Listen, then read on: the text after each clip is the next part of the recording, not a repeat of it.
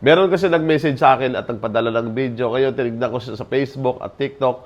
Grabe, sobrang trending na trending pala to guys. Meron kasi isang grupo ng 3 mga lalaki na nag-aabang ng kanilang mabibiktima. Sa madaling sabi, mga mandurukot. Ito guys, tignan nyo yung video. Tignan nyo mabuti guys. Meron isang lalaki na naglalakad papunta doon sa unahan. Naka-jacket, naka-short at naka-cap ng itim. Tapos yung isang lalaki naman, naka-jacket na itim, naka-sombrero, may face mask at yung pantalon niya parang white na ano ba yan? Tapos naka-white na sapatos. At yung isa namang lalaki nasa gilid, hindi gano'ng kita sa video, naka-jacket na black, naka-pantalon at white shoes. Kung mapapansin nyo guys, nagtitinginan sila sa isa't isa, kumbaga nagsisinyasan. Ayan. Nag-aantay lang mga bibiktima. Tingnan nyo guys ha. Yung isa naka-short, ayan yung naka-jacket, papulas-pulas pa oh. Nagabang sa taas. Yun. May nasipat siya. Tignan nyo guys. Aaction sa taas. Tumitingin-tingin sa paligid eh. Tapos bumalik siya. Yan. May sinundan. Mapapansin nyo may sinundan siya. Yan. Binuntutan niya talaga oh. Yan. Binuntutan niya. Oops, sabay tumakbo. Hindi natin alam kung ano nangyari na doon. Tapos ito naman yung isa. Yung dalawa pala magkatabi. Ayan, nagmamadali. Nagtitinginan sila. Nag-uusap. Nag-uusap sila. Ewan ko kung pinag-uusapan nila.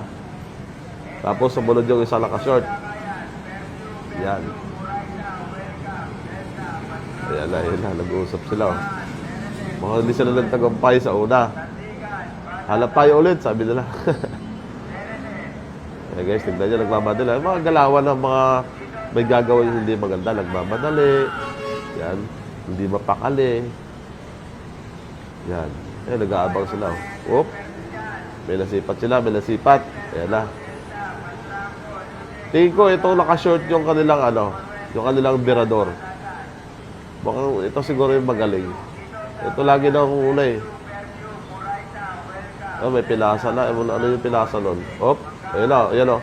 Yan, dinudukot na guys. Ayan o. Hindi kita sa video. Oop. Ayun, yan o. Hindi kita nakashort o. Yun, ginalaw na yung bag. Oop. Buti, alerto si ate. Tinignan agad ni ate. Yan, tignan nyo yung mga diskarte na guys. Parang wala lang. Yung isa nag-iossi. Parang wala lang. Tapos, kanya-kanya na silang kalat. Nag-iwala na sila.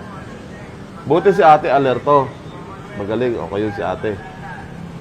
Okay yung ginawa natin, oh. Tumitingin pa si ate. Tapos, asa na. Ito yung naka-shirt, oh. Mukhang ito talaga yung naka-shirt yung may talent sa lahat, eh. Siya yung birador talaga. Yan na. Ang diskarte nila, guys, pagkatapos makabira, kanya-kanyang kalat na sila. Kahit magtagumpay sila o hindi, nakuha nila yung gamit o hindi, kanya-kanyang kalasan. Para hindi, syempre, para hindi masunog yung mga diskarte nila.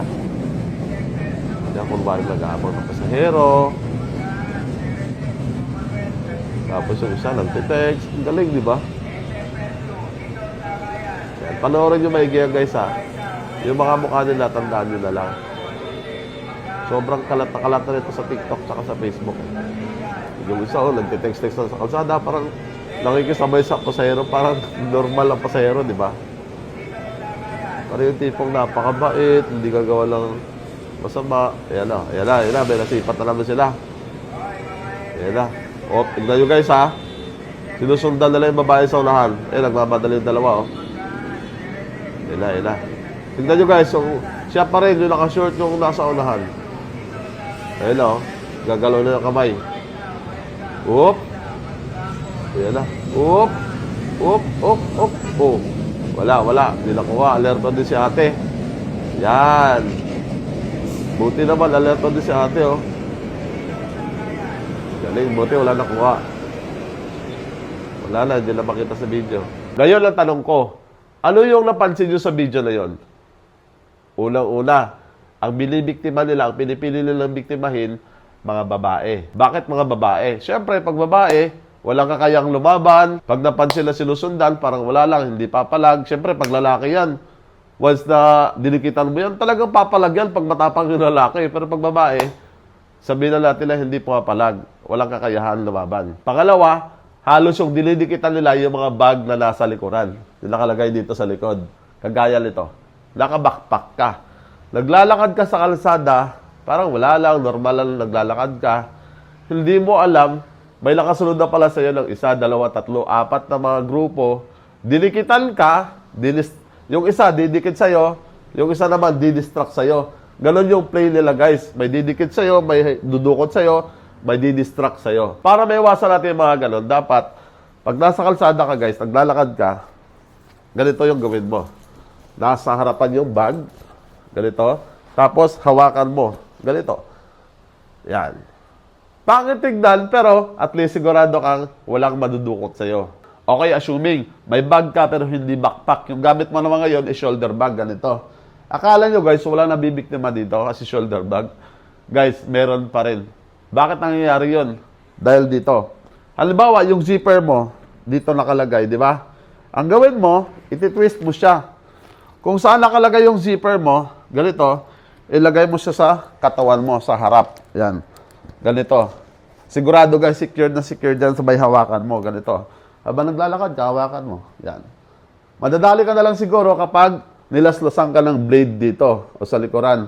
Ibang modus naman yon. Pero kapag dukot-dukot lang, safe na safe ganito guys. Yung zipper, ganito, dito nakalagay. Dito yung sentro, tapos sentro sa katawan, sabay hawak. Ganyan. Ganyan yung hawak, tapos lakad na normal. Sigurado, hindi ka mabibiktima niyan. Okay, isa pa.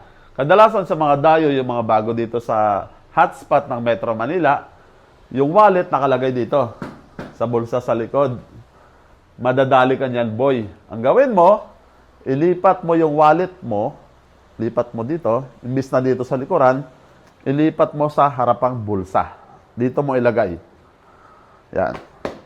101% safe na safe, hindi ka mabibiktima ng kawatan. Mas lalong safe na safe kung hindi ka magdadala ng mga magaganda o mamahaling gamit dito sa bag mo kung hindi naman kinakailangan. Kasi napakainit sa mata naman durukot yan. Alam nyo naman ngayon, magpapasko na. Sobrang daming mga modus, mga kawatan, mga taong nagtitake advantage sa kapwa nila para kumita lang.